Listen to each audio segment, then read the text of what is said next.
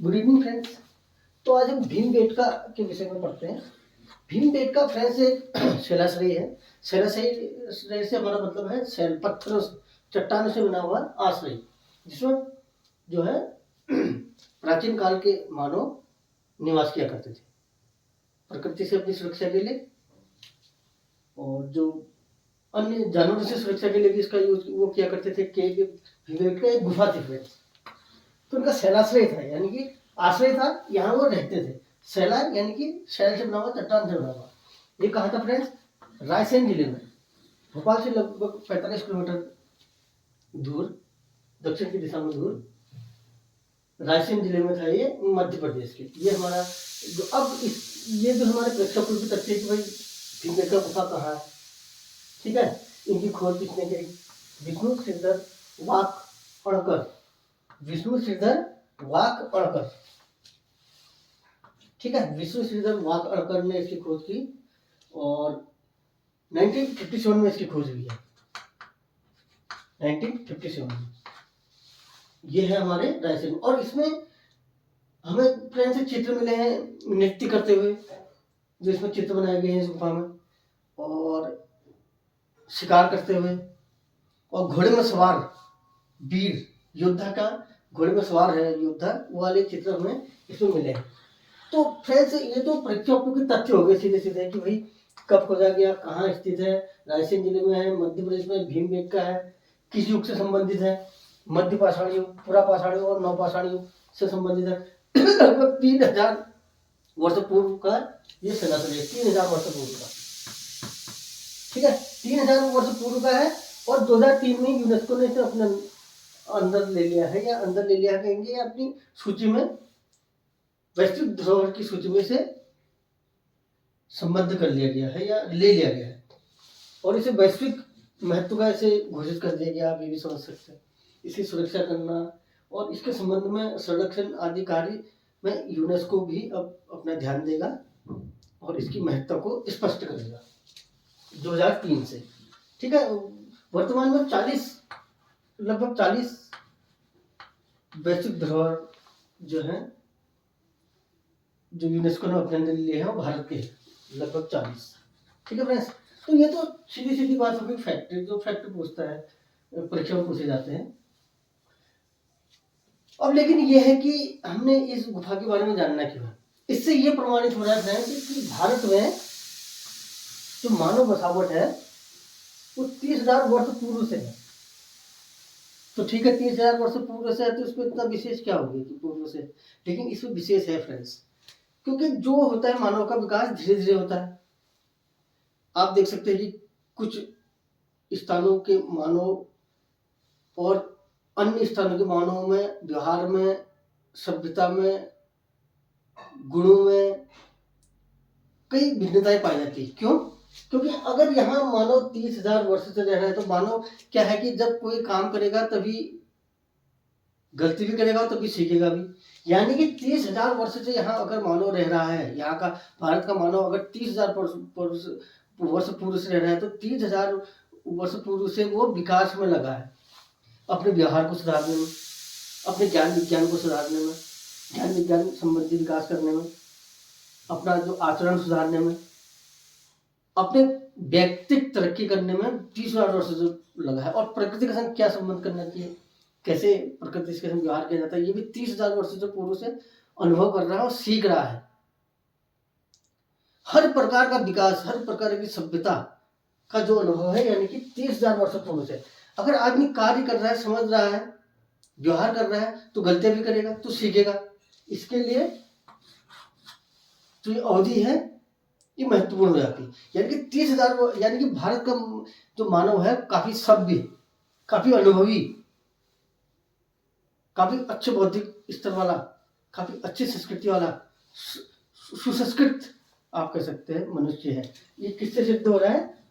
क्योंकि इस प्रकार की गुफाएं, तो भीमबेटका, अन्य गुफाएं भी भारत में है।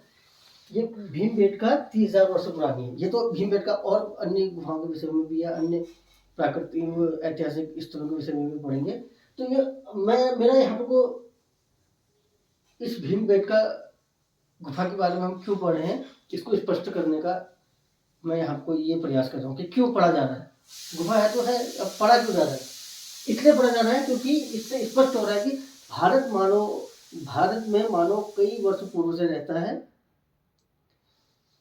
इसका अर्थ ये हुआ कि पूर्व वर्ष से रहता है तो वर्तमान जो मानव है इतना अनुभवी है, यानी कि उसने अपना कार्य व्यवहार किया, तरक्की करी, विकास किया और आज तक यहाँ तक पहुंचा। इसका मतलब वो अधिक विकसित है, वो अच्छी तरह सुसंस्कृत है, सभ्य है।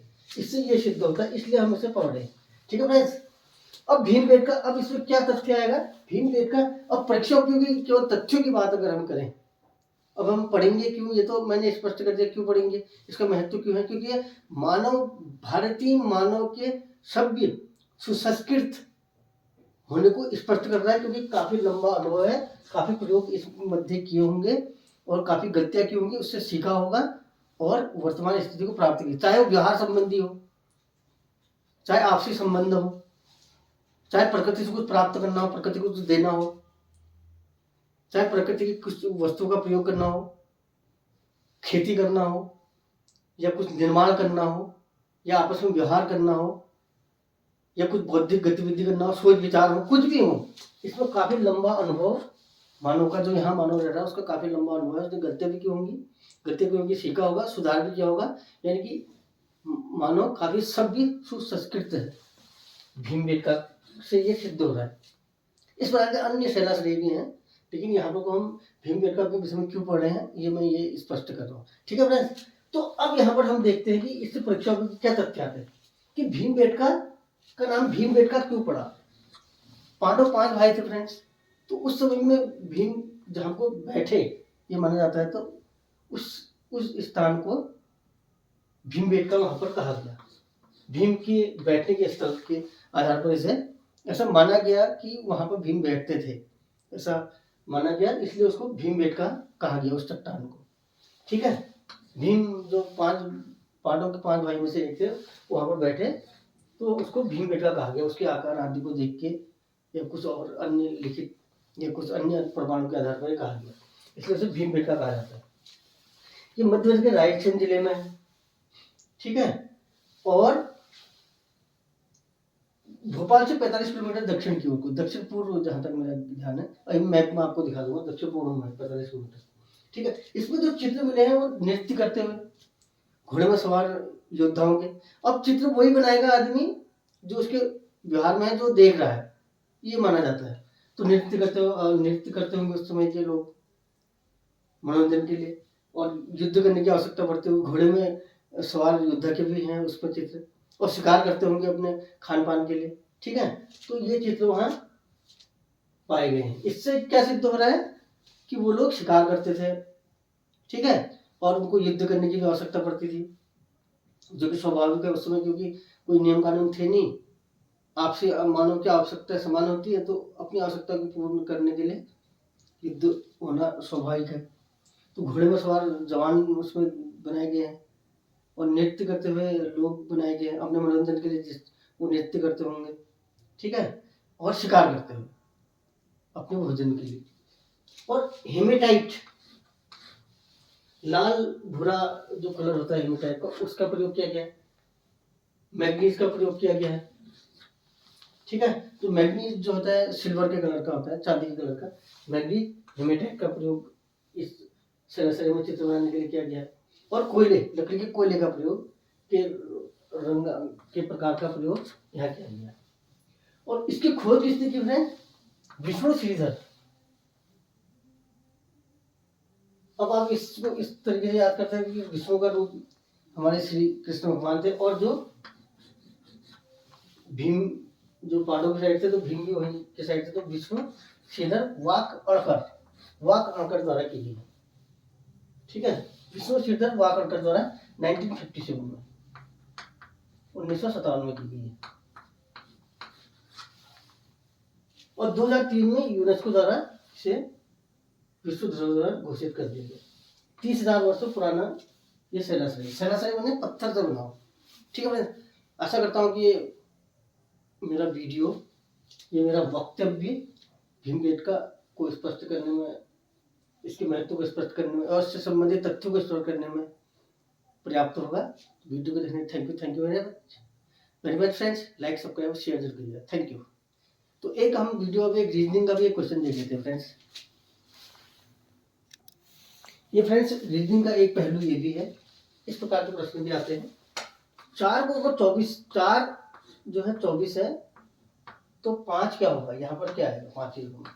4 को अगर 24 लिखा जा सकता है, जब 4 का जो संबंध है 4 से संबंध स्थापित, इस प्रकार संबंध स्थापित हुए, इस प्रकार संबंध बने, इस प्रकार इसमें संबंध बनाया गया इन संख्याओं में कि 24 बनते 4 से, तो 5 से क्या बनेगा, ये इसके ऑप्शन है। तो आप खुद से ट्राई कर सकते हैं। अब मैं आपको बताता हूँ कि इसमें क्या पहलू देखा गया है। इसमें पहलू ये देखा गया है फ्रेंड्स, 4 का क्यूब 4 जा 16, 4 का 16, इसका क्यूब क्या होता है 64। इसका क्यूब निकाल के उन दोनों को आपस में गुणा कर दिया, जो क्यूब आया 64, 64 में 6 और 4 को गुणा कर दिया तो 6 को 24 आ गया। तो 5 का क्यूब क्या होगा 125, 5 25, 25 50 125, 125 के इनको भी आपस में गुणा कर देंगे, 1 दूनी 2, 2 पंचे 10, यानी कि 10। इसका आंसर क्या हो जाएगा 10। यानी कि अभी कभी हमें इस प्रकार के प्रश्न आते हैं कि 4 को 24 लिखा जा रहा है तो 5 को क्या लिखा जाएगा। 4 का संबंध 24 से वही है जो 5 का संबंध यहाँ पर लिखी जाने वाली संख्या है, तो यहाँ पर लिखी जाने वाली संख्या क्या आएगी। तो हमने एक पहलू ये भी सोचना है कि इसका क्यूब निकाल दें, तो उनमें जो क्यूब में अंक आ रहे हैं उनको आपस में गुणा कर दें, कहीं ऐसा तो नहीं है। और यहाँ हमने 5 के क्यूब निकाला, उसके अंक निकाले, यहाँ हमारा क्या आ गया 125 वाट का क्यूब, और उसको आपस में गुणा किया सब अंकों को, तो हमारा 1 2 2 2 बंदे 10 आ गया। तो एक पहलू हम ये भी देखेंगे रीजनिंग में कि कहीं इस प्रकार तो हल नहीं करना है। तो वीडियो को देखने के लिए थैंक यू। मैं आपको मैप दिखाता हूँ जो रायसेन जिले में जो भीमबेटका है। ठीक है फ्रेंड्स, ये देखिए फ्रेंड्स, ये भोपाल है, जैसे कि आप देख पा रहे होंगे भोपाल मध्य प्रदेश, भोपाल, और यहीं पर है रायसेन। इसी जिले में जो है हमारा भीमबेटका है। वाक अणकर, श्रीधर वाक अणकर, विष्णु श्रीधर वाक अणकर द्वारा इसकी खोज की गई थी 1957 में। तो भीमबेटका जलाशय है यह भोपाल से इस दिशा में दक्षिण पश्चिम कह सकते हैं आप, दक्षिण पश्चिम में रायसेन जिले में। ठीक है फ्रेंड्स, तो वीडियो को देखने के लिए thank you very much. Like subscribe और शेयर जरूर कीजिएगा फ्रेंड्स। Thank you.